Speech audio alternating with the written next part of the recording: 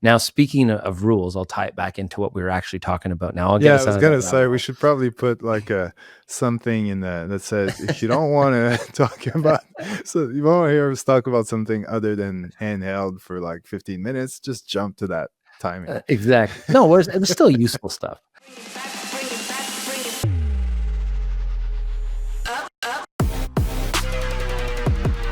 All right, welcome back to another episode of Game Day Glare. I'm Lance, and I'm with my boy E. How you doing, E? Good yourself? I'm doing very good. Yeah, it's beautiful outside still here in Montreal, considering it's fall and we know winter's coming. So I'm going to take advantage of being outdoors after we're done with this podcast. So today's podcast is actually E's idea. So I'll let E talk about what he came up with today. As usual, I'm the brains of the operation, so I was thinking about it long and hard while you were just watching sport, drinking beers, and I thought it would be a good idea to talk about filming sports handheld because a lot of people struggle with it, and also there's many little tips and tricks and accessories that can help you get better at it, and also who wants to carry a tripod everywhere or even a gimbal, because that's usually like the thing that when people get like shaky sort of footage, the first thing they go to is like, should I buy a gimbal? And then like I know pre-production I said like, oh, I'm not too sure how the conversation about gimbals is worth having on this podcast, but we can address it real quick. Where I think like gimbals, and I had this conversation just yesterday. I was doing like a one-on-one session, and I think gimbals are great for pre-game for stuff where you might run out with players, or you have the liberty to get up close and do camera movements, and everybody's a lot more static, so you're just sort of doing a bit of camera movement here and there. But as far as the game action is concerned, unless you're filming a very static sport like wrestling, like the person I was talking to does a bit of power lifting, so I was like, yeah, for that it totally makes sense. Oh, for But sure. Yeah. for basketball, for hockey, for football, if it can be fun for certain shots, especially basketball, if you're just sitting, beneath the basket, things like that. But for the most part, handheld for me is definitely the way to go. What do you think? Handheld is just easier. Listen, my gimbal is for my client. My clients like seeing when you pull out a gimbal, they like seeing that piece of equipment. I don't like using it because I don't have 100% control over my gimbal. Everybody's gimbal at one point or another does things that you don't want it to do. Like there's the famous death spiral where like you're setting it up in front of a client and it starts spinning and you're like, oh no, it's supposed to do that. And you got to slowly turn off the power as fast as you can and try and reset it. And let's be honest, balancing it isn't that fun because I balanced it and had it all ready for a shoot. And guess what? I show up on the shoot and one of the little knobs came loose and it's not balanced anymore. So there are some setbacks with a gimbal, but if you have a planned shot, interest shots, there is a time for a gimbal. Now, unfortunately, on today's episode, there is no time for gimbals. We already spent enough time on gimbals, right? But 'Cause like on that point, like I think yeah, that like the difference between, let's say, a tripod, for example, is that I could potentially just work with a tripod, and then when I want to go handheld for whatever reason, I just take it off, I film handheld, and then whoop, I just put it back on and keep going as if nothing happened. Where with a gimbal is a lot harder. You can't just take your camera off and just put it back on and then boom, I'm good to go. There's a bit of balancing that needs to happen and all that sort of stuff. So, and it's not as easy to put your camera back on as it would be usually on a tripod or a monopod, for example. So yeah, there's all these little things that are just convenience is where I'm getting to. yeah, and also it's less equipment. Like when you show up to do a sporting event, I have a tripod attached to my camera bag, a small one that I always have with me, but I don't always have my gimbal with me. I bring my gimbal if I absolutely need it. Where a tripod you should always have with you in case, because there might be a little interview, there might be something that you're not ready for. Have your tripod. The gimbal, no. So I'm trying to bring as less equipment as possible because you're filming a game, you're on the sidelines. Let's say you got a knapsack, that's fine. Gimbals, if you have your gimbal in your knapsack, that means it's taking it apart. Then you got to set it up. It's more time. So I try to know when I'm using a gimbal, when I'm not. If I don't have a planned gimbal shot, it's not with me. If I don't feel like I need it, I'm not bringing with me. I'm bringing less equipment because I want to be more versatile, more flexible. Hmm, I agree. Yeah. So F gimbals. Let's talk handheld. That's it. Sorry, DJI F gimbal. No, I like. Listen, I like a nice smooth gimbal shot when it's done Oh yeah. properly, but you don't always have time. And when you're doing sports, you want to control the narrative. You don't want a piece of equipment to control it for you. So Yeah. that's why handheld is just a little Like bit in an easier. ideal world, I have a camera set up on a gimbal that I can use to do these types of shots. And when I want to do my real thing, quote unquote, I just put it down somewhere and I just use my normal camera and I film the game and things like that. So, but not everybody's got, first of all, two cameras, and second of all, depending where you're filming, there's not always like a place where you can leave your expensive camera and gimbal unattended. So Actually, I'll add to that. In an ideal world, you have one guy with the gimbal who's getting all the nice shots, and one person yeah, that's true. handheld doing the other stuff. That would be ideal. Yeah, definitely. Because even just putting down your gimbal while you're filming and you're moving on a sideline, say in football, you don't know about leaving that equipment. It's always in the back of your head. Is someone else going to run or like not see it, step on it, or someone going to take it? So, and it is an expensive piece of equipment to just kind of leave lying around. Yeah. So these Oh are yeah. all things that you have to think about, right? Like, where am I putting my equipment? Like, you've been to plenty of sporting events where they have a room for your equipment where you can leave stuff, and then you go to other events and it's like, well, no, we don't have a spot for you. Just carry it with you all the time. So you really got to know your venue, and you don't always have the chance to know your venue when, like, before showing up. Yeah. And also, it can be there's sticky fingers as well. So you gotta be careful. That's how you got your gimbal, eh? Yeah, exactly. All right. So let's discuss the advantages of handheld. Why would you want to be handheld in sports? Well, like I think you mentioned earlier, like convenience is just easier to, because I love to move around that I'm gonna go in the stands, on the sidelines, everywhere. So carrying a tripod and just making sure that it's leveled and everything like that every single time, and just the weight of it. Um, Maybe when I was younger, it didn't bother me as much, but now, and to be honest, yeah, it is annoying to carry a tripod or a monopod or whatever around. So being handheld, it's a lot. Not only is it less stuff to carry, but also if I'm going to be in the stands, or let's say on the sideline where the football team is, and I'm trying to get a shot over the shoulder of a coach or a player on the bench or something like that, like the smaller footprint I take, the easier it is to do these types of shots. Because if I'm in the stands next to someone who paid for their ticket and I'm there with my tripod and I'm trying to set up, and they're like, bro, what are you doing? Like, get out of my way. But if I'm just quickly, I sit down in the stairs, take that little shot, all right, and then I'm out, nobody cares. So it's having that liberty, and it just makes everything easier from that perspective. And especially now that cameras and lenses are much better than they used to be when it comes to stabilization, then yeah, it gives you that extra sort of wiggle room to play with in terms of shakes. Like, you can afford to be a little bit shakier, not be in the most comfortable position, and still get relatively steady shots. So yeah, that's it's the convenience really, and giving me the ability to do anything anywhere without having to be in anyone's way. Was it Russell Crowe that was like, bro, you're in my way? Is that what you're trying to bring up that story again? That's a different different reason. I was in his way, but it was more the size of my ball. I was gonna say the size of my body, but I think anyone who would have been in front of him at that point was in his way, because the way that was built. Usually at sporting events, the event is lower and everybody is higher, and that thing, it was the other way around. So as soon as someone's standing out in front of you, you just can't see anything. Ah, okay. Sorry, Russell. I'm going handheld because I want to be flexible. I want to be able to get close up shots.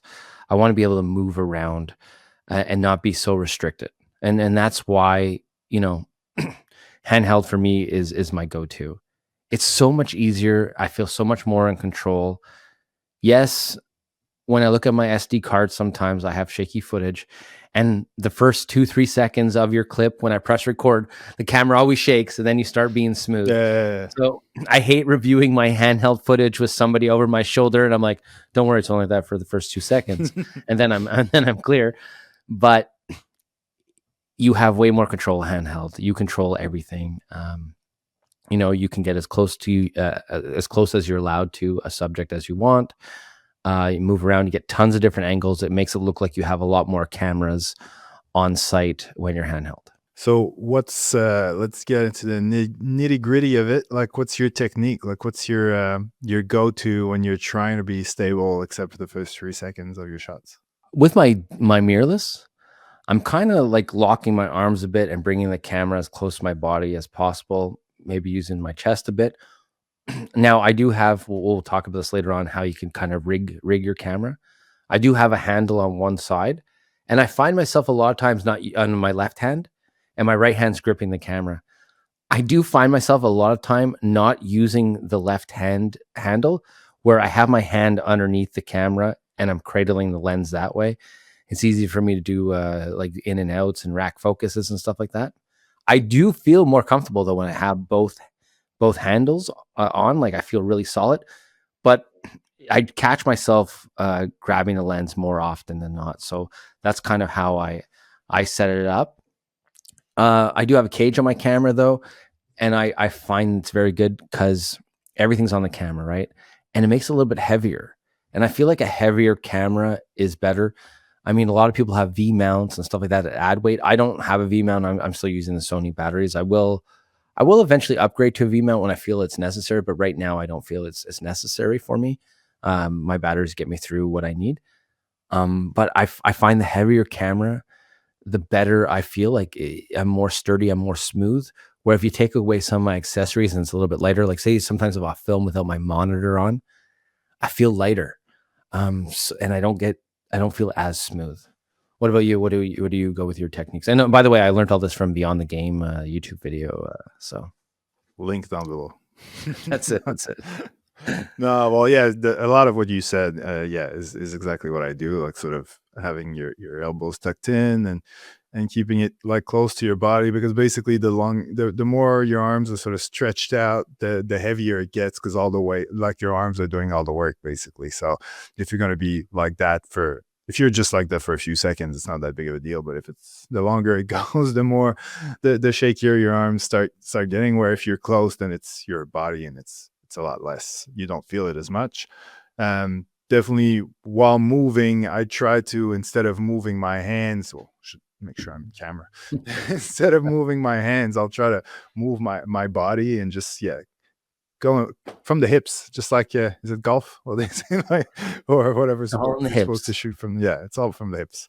So yeah, I try to do it that way. And yeah, like you said, like we'll get into, we'll probably get into equipment next, but like having a third point of contact is always a good thing. Like basically, the more points of contact you have, the more steady you're gonna be. So for photographers or people who have like an extra sort of eye cup, it's usually just having it like leaning on the eye cup or something like that. A lot of people use the strap and just sort of pull the camera out, where, but if it's what I was saying earlier about being tucked in, but because you've got that extra point of contact that's holding through the strap, it sort of negates that extra weight. So it's not that bad. I do like what you were sort of referring to before, where I have a V mount battery at the back, so it allows me to sort of have that V mount battery sort of leaning against my stomach, and because if I didn't have that, the camera would probably be too close. It'd be hard for me to actually see what I'm doing. But with a V mount battery, it gives that separation, and it works quite well. Um, the only times that it's a bit harder, and you just have to trust your instincts and maybe take a deeper breath before you start filming, is if you're trying to get like a low angle type of shot and you're actually down on one knee or you're sitting down, then it becomes a bit easier to do these things. But that's when all that in camera and in lens stabilization sort of saves you basically. Well, saves me anyway. So I do handheld for broadcast where, for 41 games, I'm behind the net at at the Canadians, and I have a broadcast camera on my shoulder. Now I have very stable lens. It's heavy, so you're pretty smooth with it. But there are some drawbacks to handheld in that position that I'll share. So one of them is I have a wide angle lens. So when I'm turning from side to side, you would think that you're still on the same plane, but your actual image tilts. When you turn, it tilts a bit. So you're constantly fighting that tilt. So I have to use guidelines and use the boards to make sure that I look square when technically my camera isn't square. And this is something that took years and years to notice. But just because every time you turn, the angle is changing, especially on a wide angle lenses, the camera's tilting a bit. So that's one thing. Also, having a 35 pound camera on your shoulder for over an hour after a couple of games is pretty sore. But where it's really hard is when they do like player introductions or player stuff. You're stuck out there on the ice, say it's 10, 15 minutes, you have this camera on you. Now you're not on all the time, but when you do have your shots, you're trying to be so steady and so stable to get your shot. And then when your shot is done, you're like, whew, okay, I can relax. But there are times where you get left on for a long period of time. And it's like a mental game. Like you're like, okay, just keep going, keep going, keep going. Stay focused, stay focused. Because it's very easy to get distracted because other stuff is going around you. And your tally lights on, everyone's seeing your shots, so you want to do the best you can.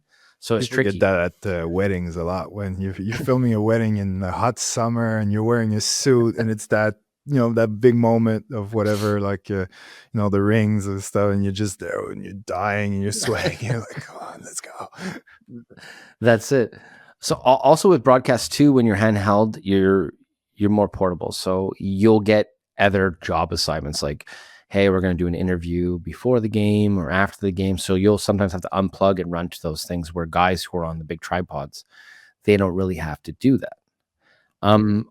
But the Canadian shooters, a lot of the guys who do like Habs TV and all that, they move around, but they use a monopod. They'll use an FX3 or an FX6, and they all have monopods. So this way, they're more just turning with the play. They're not so shaky. They're more stable. They are also zoomed in a lot, trying to get some nice, because it's all for B-roll or highlight shots and that. So they're zoomed in more. So to get rid of the shakiness, they'll use a monopod. But they know their surroundings, so they know where they are, so they have that flexibility. If you're just going to a regular rink in that, a monopod, depending on where you are, isn't always the easiest thing. The easiest thing would be to be handheld because you get to control everything. Where a monopod, you're kind of stuck at that height, and depending, you have to have a really good fluid head to move the way that you want, especially in a fast-paced sport like hockey. Anyway, I thought I'd just share like the broadcast aspect, because not all broadcast will have handhelds. Like baseball, there's not really handhelds in baseball. Like at least when I was there, well, we had handheld cameras that we have to unplug from our tripod, go do stuff, and go back to our tripod. But the actual gameplay is majority all tripod because of where you are. You can cover the whole field. Where hockey, your handheld. Football, you can have handheld and you have those big cameras on tripods and swing seats and that. So every sport is a little different, but anyway, that's how I get through my day to day at the Canadians doing handheld. No, that's a good point. But yeah, I think like I've never really shot with a monopod before, but yeah, I've the ones that I did use were pretty basic. Like I didn't have like a great fluid head, like you mentioned. So for me, they were more getting in the way of my movements. Like, yes, they were great if I was just trying to get like a stable shot where the action was just sort of happening in front of me. I didn't need to move much.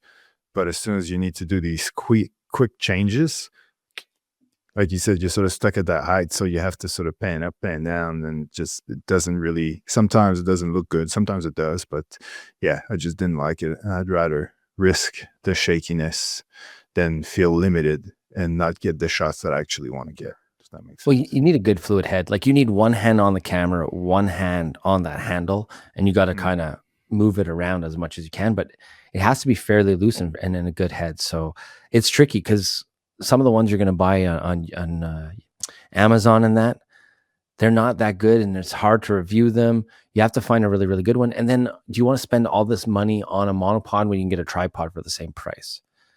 So one of the hacks is, if you do have a good tripod with a fluid head, take the head off and pop that on your Yeah. monopod, and then you're good. Because at least you know you can trust that head. True. Yeah, that's my hack. Yeah, no, that's cool. My hack is like I was saying, stabilization. Because it's funny, because we had a conversation, you and I, off air. If that's a term that we Sure. can use for this. But when I was telling you that I just realized recently, after using it for a year, that my Sony 7200 G Master f2.8 Mark II, my lens. My super expensive lens. Exactly. I just realized that actually that's not the problem. I was gonna say, I don't even know why I brought it up. Basically, on my FX3, like when I'm filming, because before I moved to Canada, I moved back to Canada. When I was in Australia, I was filming in PAL, so my highest frame rate was 100 frames per second. And I realized now that in 120 frames per second, the stabilization in the camera was shut down. And I told you that recently because I figured it out while filming with that lens that I just mentioned. But then I did some tests after we had that conversation, and because when I filmed in the locker room at a football game, I was on my 24 mil, and and even at 120 frames per second, the stabilization was working. So I realized that it's only with that lens that for some reason it would shut it down, which I found weird. I'm guessing it's because that lens is stabilized already, and like the camera can recognize that. So it takes that option away, or uses the stabilization in the lens as the sort of base stabilization instead of the one from the camera. I'm not too sure. But yeah, so basically what I started doing, like last time I filmed a football game, instead of using my usual 120 frames per second, I went all out. I filmed in 60 frames per second. So I had stabilization in the lens. I had not only I didn't even just use the standard IBIS. I went one up. I went with the, what's it called when Active. it's active? Exactly. So I went active because it's actually pretty good on good cameras. Like it does a good job. Like if you have like a basic ZV-10 like Mark One, it's not that great, but even on the Mark II, it's much better. And because it was football and it's further away from me, I wasn't too concerned with the crop. And also my logic was I'm already used to that crop when I film at 120. So now that I'm back at 60, I've got a wider shot. I'm using the crop from the active mode. I'm not losing quality because I'm used to that. So I'm back where I was, or even maybe a touch wider. So yeah, I film football with active stabilization in camera plus the stabilization in the lens, and dude, it's butter. Oh yeah, that was really good. Oh, no, well, you still have to, know what you're doing, but it's much easier. Like it was so easy to. There's no stress of like, oh, I better. Well, like I said, I'm still using my techniques, but yeah, it was just a lot easier than what I was used to. Because the thing is, sometimes it's a bit shaky, but then you slow it down and stuff, so you don't notice it as much. But in that case, I didn't really. I did see a difference. Let's put it that way. So with you slowing it down between 20 and 40%, 40% is still pretty good when you can slow a clip down to 40%. So is it really worth it to always shoot at 120? I know sometimes you do want the 20% slow motion, but I like 40. What about you now that you actually, because you haven't used 40% in a long time? Well, that's the thing. That's the thing that I think I kind of forgot when I moved back, was that like shooting in PAL, you're only the minimum you'll go with 50 frames per second is 50%. So coming back here, shooting in NTSC, allowing me to go to 40% with the same settings. The North American version of the same settings. Yeah, it just makes that 20% not that far from what I get with 60 frames per second. So like 20 is great, especially with like establishing shots, like reaction shots, things like that. But when it comes down to like action on the field or on the court or on the ice, um, I don't have that type of time. Like my videos are pretty quick. So 20% is very slow. So unless you're doing some like very like just big jump cuts and stuff, you end up always going with 40 anyway.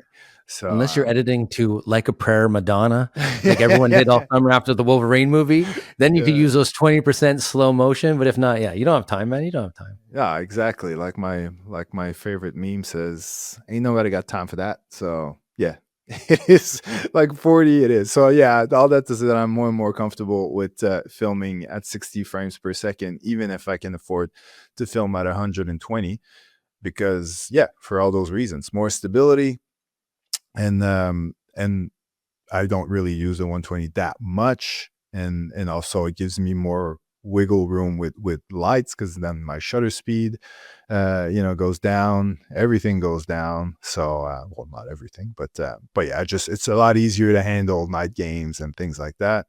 So, yeah, I'm 60 FPS There you go. all Finally, the he's way. finally on my team, guys. Yeah, yeah, yeah, Yeah, I want to touch something though. So NTSC PAL. yeah. Let's get into this.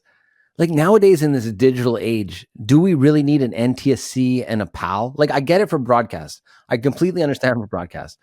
But like your YouTube videos now that are in North America are 24 frames. But when you're in Europe, you're at 25 frames. When you're in Australia, you're at 25 frames. I'm still watching them. Nothing's changed for me, the Oh viewer. yeah. So Oh no, so no, it's no. crazy, you know? Yeah, no, you won't notice anything between 24 frames per second. As far as like the timeline goes and the export, like you won't notice any different. That's why in PAL there's no, like in NTSC you got 60, 30, 24, where in PAL you have 50 or 25. Like there's no, you can do 24 if you want, but it just, there's no difference. And but but yeah, so all that to say that like from that perspective, there's no difference. It's more when you're filming that it becomes an issue. Depending on the lights that are there, you can see some flickering happening if you're shooting in the wrong. Like for example, I went to Vegas to cover a UFC thing, coming from Australia. I totally forgot about all of that, and it's one of those things where like yeah, I was filming a press conference, and in my camera, everything looks normal. And it's only when I play it back that I can see flickering happening. So yeah, it's one of these things. Well, is the flickering that bad? Like no one really cares, especially for a press conference, but it is there. So like if you want to bring, and then there's the whole, banding and all these things. So if you want to just optimize everything, you should still, uh, yeah, shoot at the proper, and the proper standard. But but yeah, it is true that it is a lot less of an issue than it used to be, because it used to be that you couldn't, when I started editing, in television, if you wouldn't be able to put an NTSC clip and a PAL clip in the same sequence. It just wouldn't work. One of those two would not play. So you would have to transcode it and then add it. And I'm so old that by transcode, I mean actually transcode from one tape to another. Like it's not just like going into some software and just like so yeah, it was way more complicated than it is now. Everything had to be the exact same frame rate, actually. Anything that's not the same frame rate is not playing. That was Yeah. pretty much what it was. Well, So things have evolved very, very, very quickly. well, even look, okay, like we're shooting in 24 frames right now, but most social clips are in 30. Hmm. So like, software is adjusting the frame rates and stuff like that. But ideally, we should be if you're going on for social media, you should be filming at 30 frames. But we all prefer the look of 24 because it's more cinematic. Now, it's not that much more cinematic, but that's the perception. So that's why we do enjoy 24. But then you can film at 60, and on your 30, it's easy, a little easier, If Yeah, your yeah. time is 30, it's 50%. But So even then, sometimes even just like, well, we're definitely down the rabbit hole at this point. Yeah, Like, yeah, we I are. was gonna We say, are. It's okay. when you're watching your TV, if you're watching a movie and you just change the picture settings on your TV, change it to something like standard or vivid or something like that, and it will look like a real like Hollywood movie shot on film, and everything will look like a sitcom. Like it'll completely change the look of certain scenes, and but yeah, you just change that setting, and then all of a sudden it looks like a Hollywood film again. So it doesn't hold, and a lot of people just don't notice these things either. So that's the thing. Like I see it right away, but some Mhm. people won't notice. But yeah, But you have a trained eye for it. Obviously, some people don't have a trained eye for it, you know? When I you're used to working in do color quality color control. correcting. I used to So, do my job just watching TV all day, every day, just noticing mistakes and technical errors. It was a cool job. Hard to stay awake at times, but cool job. so I actually have to export something for Telecaster, which is TV here, and I haven't done that in a while. I'm like, "Oh, yeah, I gotta do a slate. I gotta do 5 seconds and 2 seconds black in between. My spot starts at 7 seconds. Okay, my audio has to be at -18." Like, all these little things where when you export clips to YouTube or for corporations or for sports highlights, you don't have to worry about any of that stuff. "Here you go, buddy. Enjoy. I'm not peaking. We're good. The colors look good here. Okay, we're good." But broadcast has so many standards, so you gotta, you gotta abide by the rules. Now, speaking of rules, I'll tie it back into what we were actually talking about. Now, I'll get Yeah, I us was out of that gonna rabbit say we hole. should probably put like a something in there that says if you don't want to talk about, so you want to hear us talk about something other than handheld for like 15 minutes, just jump to that timing. Exactly. No, it was still useful stuff. But you were Yeah. talking about how, you were more stable. Now, we talked kind of about how we hold your cameras, but like your lower body plays a huge part in all this. Yes. So obviously, you're taking a wide stance, but what else are you doing to kind of be more stable in your handheld? And sometimes you have to be agile too. Is football like you've jumped out of the way a couple times and avoided collisions? Yeah. Those So shots are not steady though. These are all survival sort of acting on instincts. Sometimes fight I'm or flight. hoping that it still looked good because that shot up until that point, that's the most annoying part about football. Is like you're lined up, right? You got the quarterback sort of you're pointing at the quarterback, and then you see that wide receiver is sort of lining up towards you. He's in your shot, and you're like, how amazing would it be if he passed it to that guy?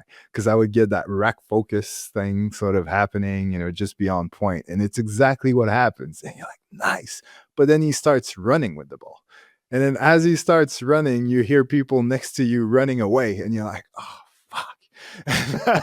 And now it's like, do I stay or do I move? Because in camera with the zoom lens, they look pretty close. So, and I'm hearing people running away, and they're not you looking at it through a lens. I'm like, he must be close.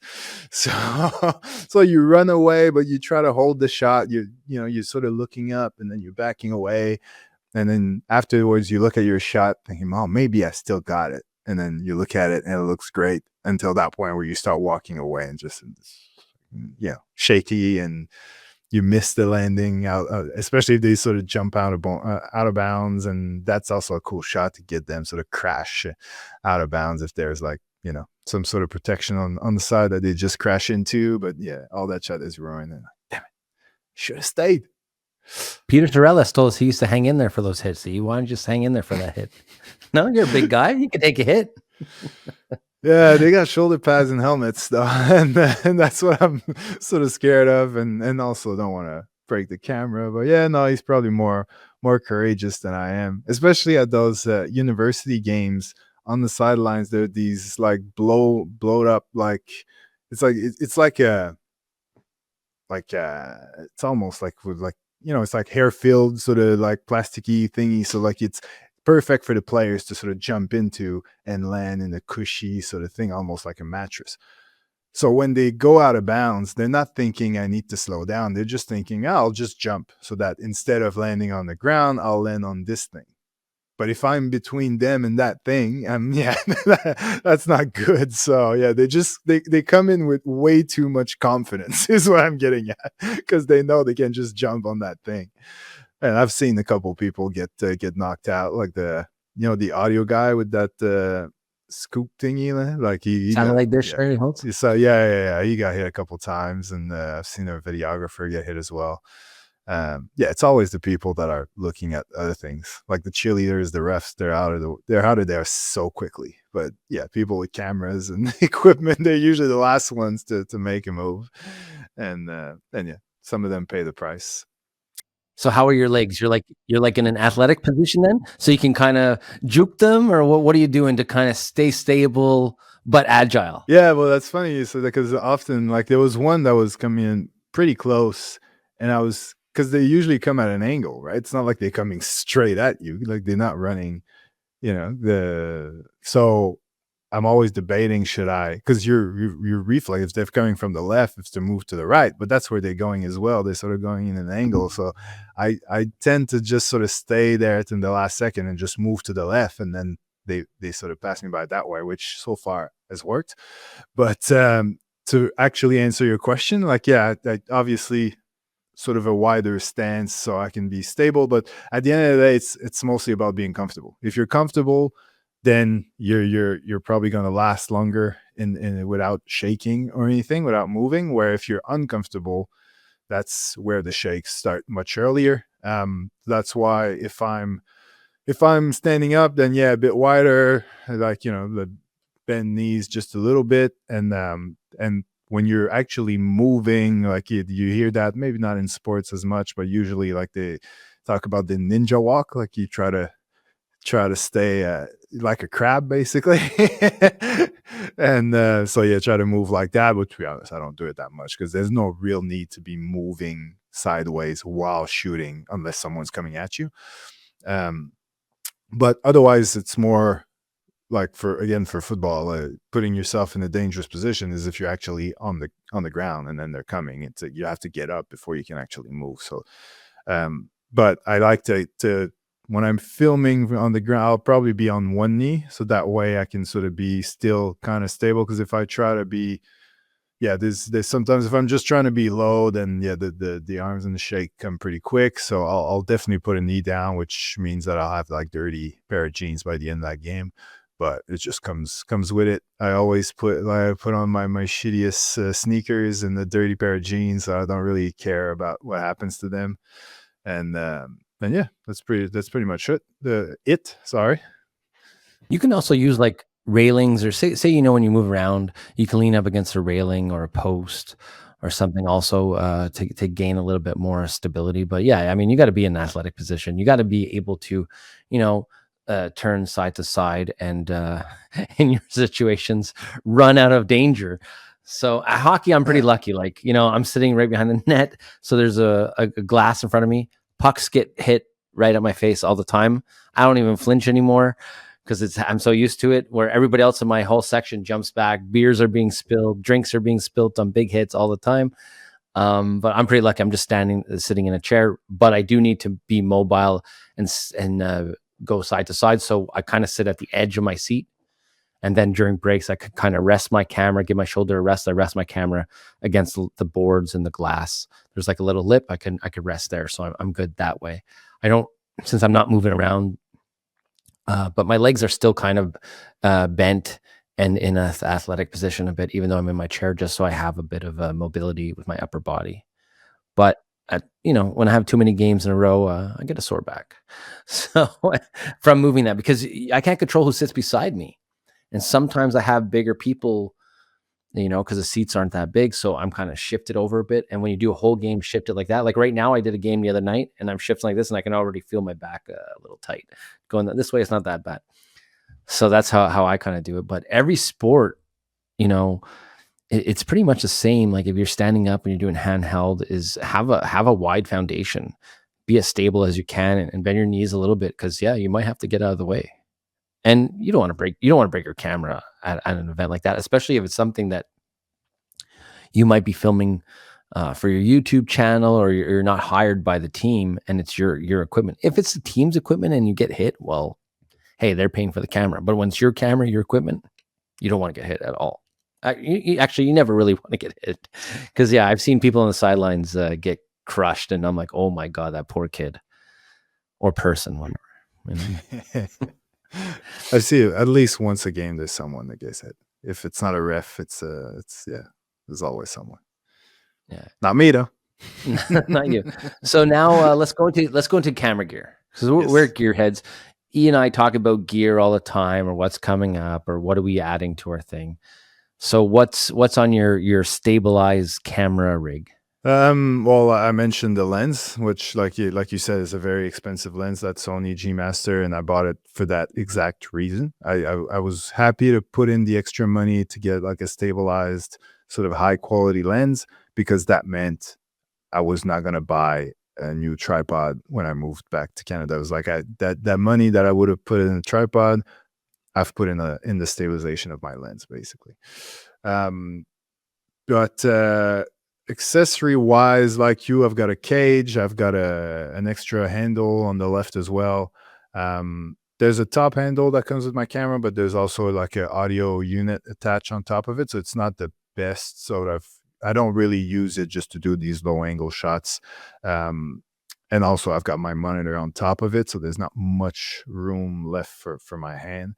Um, but yeah, that's pretty much it, to be honest, in terms of things. So like the cage and the handle and things, it's not necessarily that it's making the camera stable. It just makes it more comfortable to hold, or and like we've been saying all along, like the more comfortable you are, the more stable you're most likely to be. But otherwise, what I'll add to the equipment conversation is that people not everybody realizes that the wider you are, the more stable your shots will be, because if you've got, that's why, like, well, that's not the only reason, but that's one of the main reasons why when you're filming with a phone, or with a GoPro or something like that, it's so easy to be stable, because you've got such a wide shot that when you're filming something that's right in front of you, you've got everything in front of you is in shot. You're moving a little bit, like a small movement that you're doing with your body is just a small movement with your camera. But if you're filming with like 200 mil lens that you're completely zoomed out, a small movement like this at the other end is moving like fucking 20 feet that way. So it's the longer the lens is, the greater those shakes and those movements are going to be at the other end. So one simple trick to be stable, especially when you started, is to shoot a little bit wider. Just keep things wide, get comfortable that way, and as you get better and better at it, you can sort of zoom in a bit more. And even, I'm not saying over your career zoom in more, maybe just at the start of the game you stay zoomed out, and as you get more into it and you're feeling it a bit better, then you can start zooming in and gradually sort of go up like that. What about you? Do you have any secret tricks or accessories? Well, Yeah, like a listen, I have a cage on my camera for one reason and one reason only. So people don't ask me if I'm a photographer, because well, that cage is what still sets you happens. apart. It still happens. Listen, having your camera dripped out is fun. It's fun building your set. So I honestly, I'm going to throw out this company's name, Small Rig. I'm a huge Small Rig fan, so I got a Small Rig cage, Small Rig handle, Small Rig top handle. But the way I have my top handle is I can actually use it because my monitor is all the way at the end. I got an extra piece for my monitor to hang over at the far end of my camera, so I could use that top handle, and I do use it quite often. I have been looking at their V mount batteries. I haven't pulled the trigger yet, but I will probably most likely go with Small Rig. I'm really honestly, I'm a big fan of them. I've always used their stuff. Um, and it looks cool. The only thing too is that I am looking at too is a matte box, but a matte box is more for clients. It's not for me. When clients see a matte box on your camera, they're like, "Oh, it looks pretty serious." Look at Scorsese over here. No one really needs a matte box. We got Yeah. filters and all that. Honestly, having those two handles for me is enough. Like I can even just hold one handle and hold the top handle, or side of my camera and one of the handles, and I'm steady enough with it. Have you ever used like a steady cam type of contraption, or like an easy rig, or one of those? One of those, like No, it's like a vest that comes with like a hook, and then you attach the camera to it in front of you. I've never used one. I've been on shoots where people have one. There's always one guy who has one. I tell myself that's why I have my gimbal. Sorry, I know we're supposed to talk about gimbals again, but that's why I have my gimbal, to avoid that. But honestly, I would like to. I would like to try it, but it's another piece of equipment that I do not want to bring with me. Yeah. You look cool as hell. Like, honestly, you look so cool. When you pull that out, everyone's like, wow, you're a pro. Even if you don't know how to use it, you just walk around with it, people assume you know your shit. But no, I've never, ever used one of those.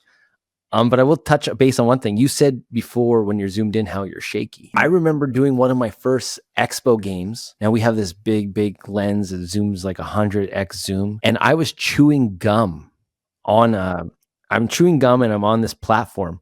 And it was making the camera shake just by me chewing gum. Because that's how zoomed in you are. And that's how much you realize. The more zoomed in you are, the more everything shakes. When something minimal like chewing gum is actually affecting the shake of your camera, that's when you realize, okay, man, I'm zoomed in way too much. So wide is safe. You don't have to worry about stabilization as much as when you're wide. That's what really showed me back in the day was like, oh man, if a little minor detail like that can make my camera shake, then because I'm too close. You know? No, definitely.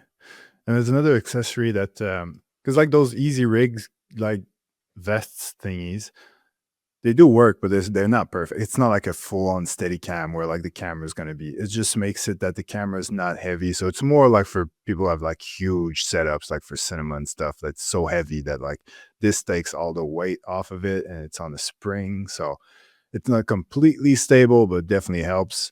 And but they're big. So like if you're gonna walk around like trying to move between, let's say you're at a game and it's halftime and you're trying to walk through the crowd, like good luck with that thing. And also it's hot and it's the weight's maybe not on your hands, but it's all on your back and shoulders. So like if it is a heavy sort of rig that you have there, then it becomes a long evening. But another thing we didn't mention that some people use, I've never used it, but I've seen people use it, and it seems to, well, the ones who do use it seem to enjoy it, is a cine saddle. You know what that is? It's like a basically like a bag that you wear. It's like, you have like a strap across your body and then the bag is sitting there and you can just sort of sit the camera on it. I'm not too sure what's inside, but it just basically, you can shape it. So once you put your camera on it, it sort of shapes around the camera and it's just sort of sitting on this and you're filming like that. It's So like a it's much more beanbag, stable. eh? Yeah, exactly. Like a beanbag kind of type. Yeah. Cine saddle, you call it? I thought there was one that was like a magic sack or something like that. Yeah, well, It was maybe similar Cine idea. Saddle's like a brand, but It's a cool yeah, name though. yeah, because it looks like it's like usually like made of leather, like the outside, so it almost looks like I don't know, looks like a Western weird thingy. But yeah, a lot of people use that for stability because it's not too heavy and it's you got it on your shoulder and you just sort of sit the camera on it. But if you don't want, you can just sort of bring it up in front of you and do something else, and then you sit it back on. And you're also, if you're filming, especially like long, like 200 mil or whatever, then it's a lot easier to do that with that than with just handheld. But again, it's another thing that you're carrying around that's on your body. It just depends on how much stuff you want to carry around. I'd rather just have my little backpack with batteries, maybe an extra lens, my variable ND filters, like just light, just stuff that I might need in the moment, and I don't want to have to go back to the photographer room or whatever. And maybe if I had to bring my laptop with me, then it's obviously in my bag because that would be the worst thing to lose. Like a camera is expensive, but if I one day lose my camera, then it's not like I lost all the footage that I filmed with it. Well, I mean, maybe that day, but if I lose my computer, it's like you losing your phone. Like you lost a big part of your life when Yeah, you yeah. when you use your computer for a living. So yeah, the computer, not that I've never left it in the photographer room, but if I can bring it with me, I'll keep You it. are. Yeah, I'll keep it with me. Now we were talking before the show started. You had asked me a question about have I ever used shoulder rigs? Because that's That another was a thing that personal question, though. I know. But when we put together these shows, we kind of test stuff out on each other. So I figured I'd bring it up. On a mirrorless camera, you can add a shoulder rig. Now it's a little awkward. I've used it on an FS7, and I had a hard time with the shoulder rig. And I thought I wouldn't, because I do handheld and broadcast. So you have this nice big camera, but the way the eyepiece is right on my eye, it's meant for that. Where when you add a shoulder ring to a mirrorless or like FS7, FX6, you have an issue with your monitor. You have to have that monitor on a magic arm or something, because the camera's just too high and you're kind of stuck looking up, and it's very, very uncomfortable. So I have seen people use it and they have really nice setups with it, but it's something that you have to buy a lot more accessories for than just a Yeah. quick, simple handheld setup like we have. Because sometimes you go to these shoots and you work with other guys, and I don't know, I'm always checking out other people's rigs. I'm always trying to get ideas like, hey, oh, my HDMI wire isn't cool. It's not blue or red, like the nice material ones. And I want one of those, or I'll upgrade to this. And you get to see how other people work. But the what I try to do when I'm building my handheld set is, what is functionally beneficial for me? Why do I want this here? Why do I want this light? Like, I know this one guy, I'm not going to say any names. He is on my podcast sometimes as my host, but we went to an event, and he had a camera in his front seat on a little bag with a seatbelt over it, because he shows up with his camera ready to go. And it's something that I've never even really thought of. I always take the 5 minutes and assemble my camera when I get there. But when you're in a Waste of tight time. spot or you're rushing, yeah, it saves a lot of time. So now when I do film some hockey for some side gigs, my camera is built at home and it's in the back seat, snuck away, and it's in a safe spot, and I show up and I'm ready to go. So that was something that I saw your rig, and I was surprised that you were already ready that day. Now, how did you start that? Because I heard rumors now, some people even do it on planes. Yeah, I'm one of them. Yeah, exactly. So when did you start Yeah. saying, you know what, I'm going to have my handheld setup done at home? Like, I have a friend, Dino, he has a bag where he specifically made a bag that's measured for his rig, and he just puts it right in every time and pulls it out. And he even has a wireless charging station in there. Like, he goes all out. But for you, just transporting that, like, how did you come up with that idea? Just that transporting everything just became such a hassle, especially because of the audio handle on my camera, to be honest. It's just like this. Yeah, I would need like a case that's built, because at the end of the day, these things are so awkward. It's not like a typical shape. Like, I'm talking specifically about the audio handle on the FX3 or FX30. So it doesn't really fit properly in one of those little cases, or so you have to either take like two or three sort of normal spots just for this thing and put some protection around it, and therefore like a case that should be big enough all of a sudden isn't, or you sort of put it in an awkward position, and then it defeats the whole purpose of keeping it sort of safe. And to be honest, it's just I realized that like I'm basically using this big case just so that I can bring my camera, because I put it down in all these different, and then I gotta get there, open the case, put everything together, then undo everything, put it back in the case, blah blah. When in reality, when the camera's all put together, I can easily put it on my seat in a way that is pretty safe. Like, it's sitting usually on my backpack, and that's the difference. Instead of bringing a big case that I have to roll around everywhere, I just have this little backpack that's on my shoulders, have it on my seat, put the camera on top of it, use it kind of like the same beanbag concept we were talking about earlier.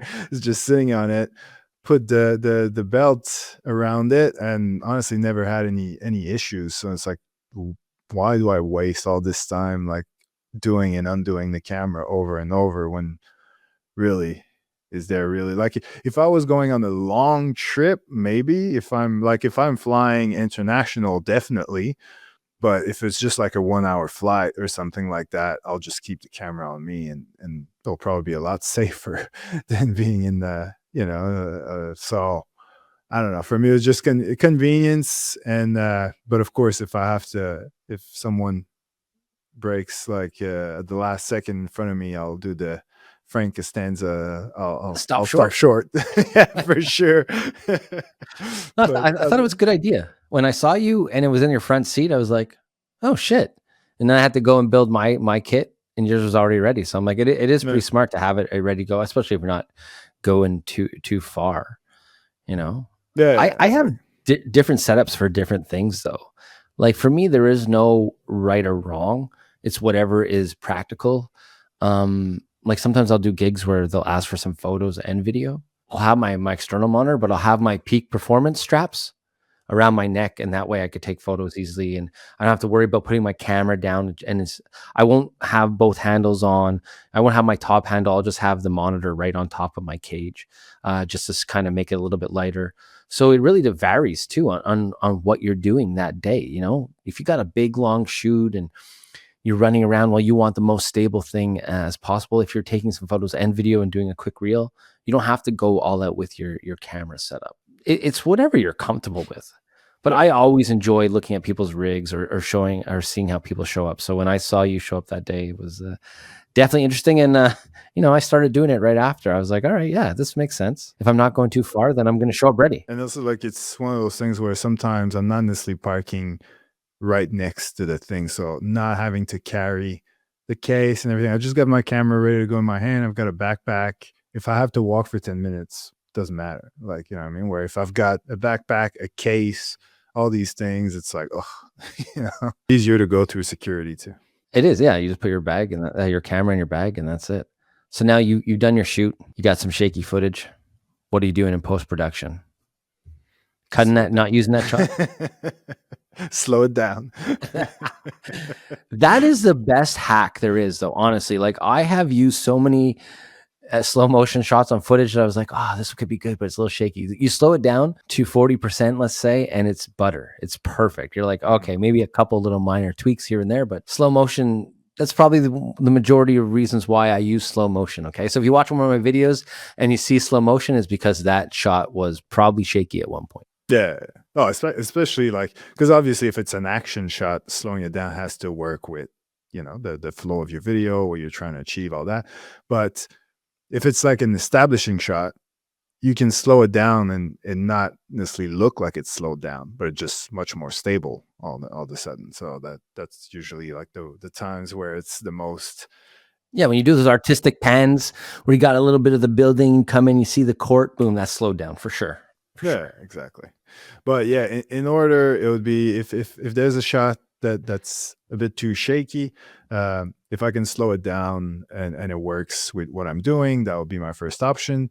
Second option, because I'm editing in Premiere Pro, would be to throw a warp stabilizer on it, nothing too crazy, maybe 5%, and see what it looks like. And if that looks good, then great. If not, then I would go to Catalyst Browse and try to stabilize it in there. But when I was filming at 120 frames per second, I don't think Catalyst Browse, well, not I don't think, it doesn't. There's no giro data with when you're filming at that high frame rate. So now it becomes more of an option. But yeah, that's sort of my last resort. It does a great job, but it's not the result. The result, that's the issue. It's more of a convenience thing where you have to leave Premiere and then do this and then re-import a different clip in Premiere and all that. So just if I can do it all in Premiere and not have to leave, then that's definitely going to be my first option. And also because I use a free version of Catalyst Browse, I don't think it exports 10-bit files. So if I'm filming in 10-bit and then I go in there, I modify the file and then I re-export it, then now it's an 8-bit file. So if I haven't done color correction on it already, yeah, that can be a bit of a problem. But yeah, that's usually my post-production options when I have shaky footage. Do you have any other ones? I'm using all the same. I'm using all the same stuff as you pretty much. The only thing, Catalyst Browser is a plugin, by the way, now for Premiere, so you don't always have to leave your Premiere. Okay, I didn't know. But Catalyst Browse, the paid version, you could batch export clips. The only thing with Catalyst Browse is like when you first drop a clip in, it crops it a lot. So you really got to go into your settings and make sure your crop is like, I wouldn't go more than 10 on a crop. And I've had issues in the past where I have a 60 frame clip, and then when I export it, it exports it at 24 frames. But I don't really need to slow it down anyway because it's smooth now. So it kind of eliminates that. So that's the only thing if you are using it. If on the free version, maybe the paid version you can keep it at 60, but it always puts my clip to 24 on my free version. Unless I have to change a setting that I'm not changing. But for me, that's how it was. Now, DaVinci has some new software that works with gyro data that's supposed to be really, really good. And there's another one called Gyro Flow. It's another software you can use to stabilize your footage. I've used that in the past. I still prefer Catalyst Browse only because I'm using Sony, so it's meant for my camera. But yeah, Is gyro flow supposed to work with any camera, or is it supposed to work with any camera, any camera that records gyro data. But like I said, I'm lazy. I'm trying Warp Stabilizer right away. The only issue we all know from Warp Stabilizer is those damn wavy lines that you get from time to time. There's too much action. But if you're doing like talking head stuff and there's a bit of shake, it's great. It is great. Fast moving sports, yeah, you're gonna have to go to Catalyst Browse because you're gonna get those waves in there for sure, for sure. Or just be creative and find a good way to make that that amazing shot you have slow motion, and then you don't have to worry. But like I try so hard to be steady and smooth in cam that I'm not needing all that software all the time. But I'm making conscious effort to try not to be shaky, except for my first 2-3 seconds when I press record. I'm pretty stable. I try my best to be stable, but there is times where random stuff happens to you. You have a good shot and someone bumps into you, or the play, like you said, the guy's running towards you and you got to move. So that's when you want to use those tools. And that also comes down to like when you were saying earlier, you like to have like both hands sort of, gripping the camera, the handle and stuff, but you end up having one of your hands on the lens. That's because if you had both hands there, that's definitely where they're the most stable. But then when you want to adjust your zoom or your focus, that movement from the grip to the lens, that's where there'll be a shake, every time. So if you're starting there, at least you're avoiding that thing. You know what I found made me a lot stable too is when I added a good field monitor to my rig. Because when you're looking at that little small screen, it's hard. You're looking down, you're not as focused. But when I have a nice field monitor and it's more my view, my vision, I just feel better because I'm watching the play through the field monitor, and then I could peek up and I could see stuff, and I know I'm still in position, like my eyes are in line with it, so I'm good. So I can peek up, check what's happening, come back down. Because sometimes, like I've said in the past, I get distracted when I'm at my son's hockey where I'll miss plays because I'm too busy watching the game. But that field monitor helps me not miss plays. So, and it makes me more stable. Yeah, I agree. Good point. I think that's everything that we covered about stabilization. No, is there anything else that we're? No, I don't. Actually, I don't have any questions today. I didn't prepare. Sorry, guys. I've been focused on other projects outside of here that I haven't had time to deep dive into all our stuff. What about you?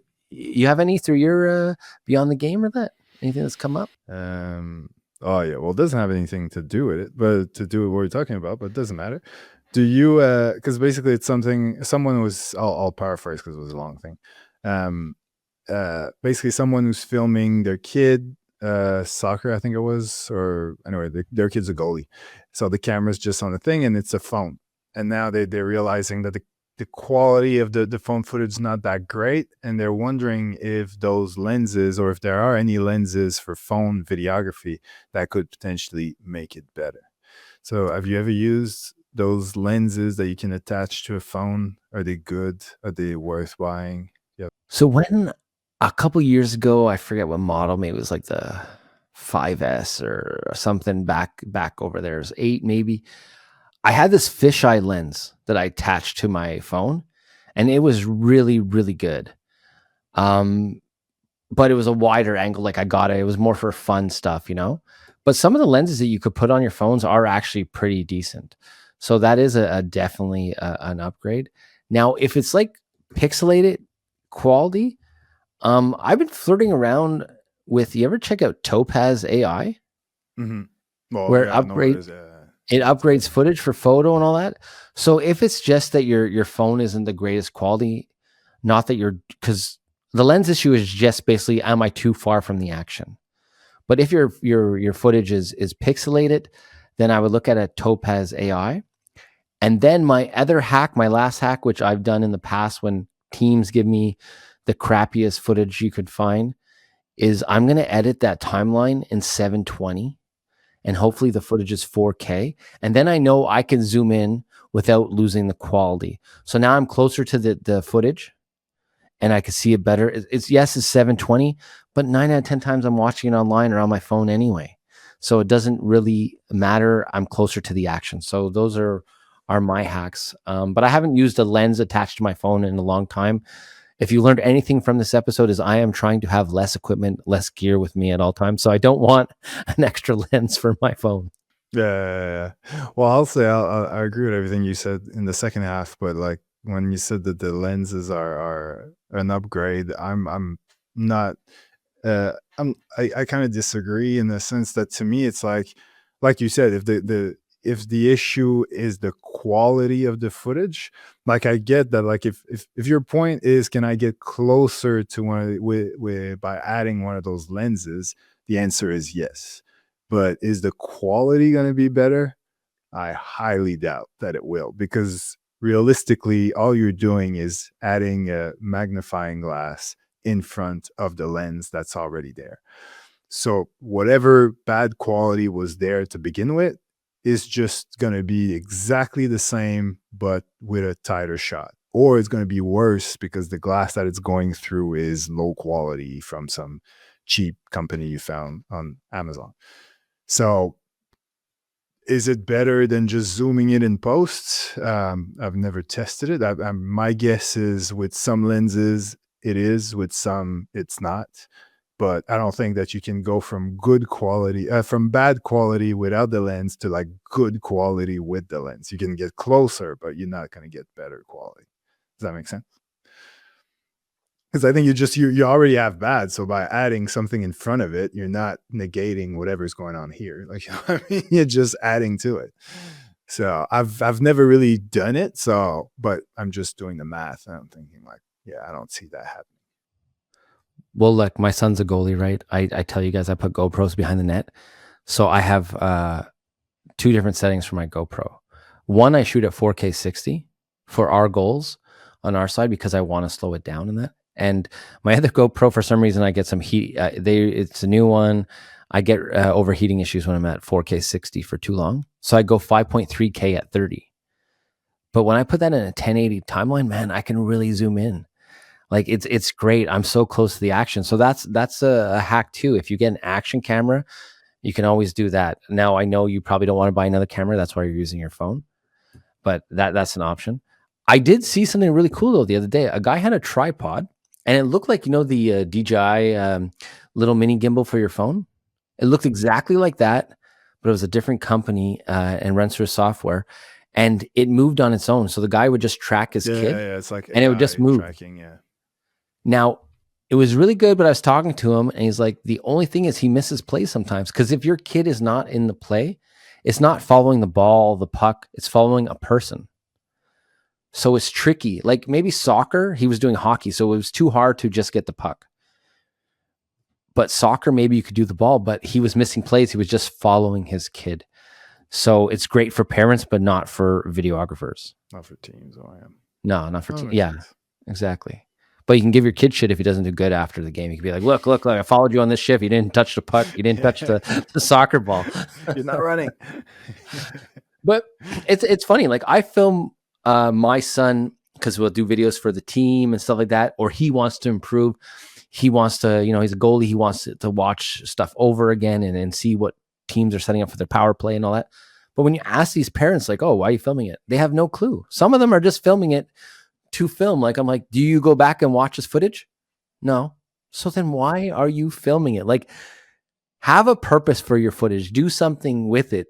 I get it. It maybe 10 years down the road, you might, and you have this game recorded and you can see your kid when he was younger. And I love having those memories, but some people are recording for a purpose and they're doing stuff with it now. And other people are just recording for later on. So figure out which person you are. And I would suggest do something with that footage. I agree. All right. Well, is that it for on that statement? Is that it for this? Yeah, exactly. Game Day Glare. That was Dad's corner, like from one parent to That's it. another. That's it. Message me all your dad questions, guys. I'll let you know how hard it is to be a goalie dad. It's not fun. It's not fun at all. All right. Well, that's it for this episode of Game Day Glare. Hopefully, we helped you keep your shots more stable. Yes, that was a goal. See ya.